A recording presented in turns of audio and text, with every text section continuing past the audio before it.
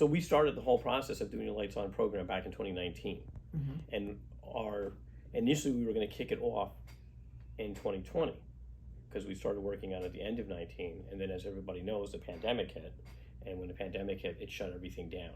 So we were kind of a little 2 years behind the 8 ball. So come 2021, and June 1st is when we actually kicked off the Lights On program.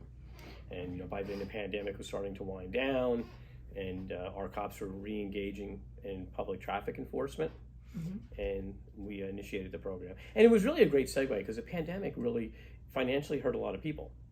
We were also coming out of the George Floyd incident and the BLM movement, and it really gave our officers an opportunity to re-engage the public, but in a positive way. Because again, we kind of withdrew because of the pandemic, and then there was so much public scrutiny of police encounters with the public that it really made the perfect storm where we stopped enforcing the law for a while, especially the vehicle and traffic law. And so now we had to re-engage our officers. And how do you tell cops that don't want to be the next CNN story or on the next officer on the front page of a paper because of a bad encounter with the public? How do we re-engage them in a positive way? And how do we have positive encounters with the public? Well, one way we found was by doing this program.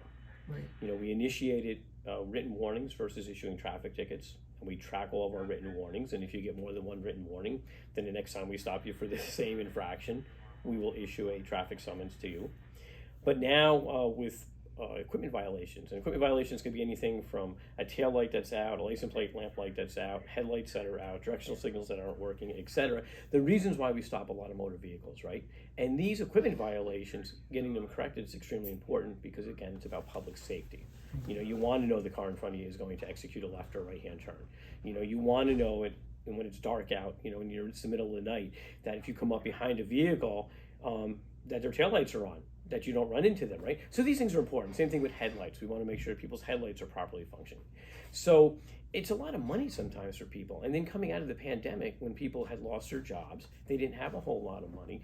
This gave us an opportunity to give something back to our community.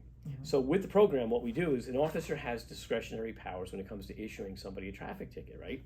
So what we really were looking for was people that were really down on their luck. They have these minor traffic infractions, these equipment violations, and they had to make a decision. Do I buy diapers? Do I put groceries on the table? Or do I spend $175 to get whatever the equipment violation is fixed?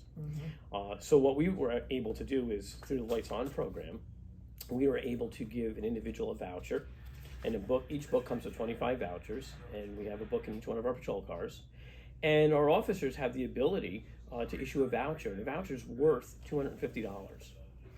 And Sawyer Motors and Steyer's of Hudson Valley, which is right here, both are right here in Saugerties.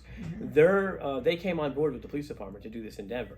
So those are two locations that if you bring this voucher to one of those two locations, again, Steyer's Hudson Valley and or Sawyer Motors, and you give them this voucher, they will make that repair to your vehicle for free. And then what they do is they submit the vouchers to the Lights On program, and that's how they get paid.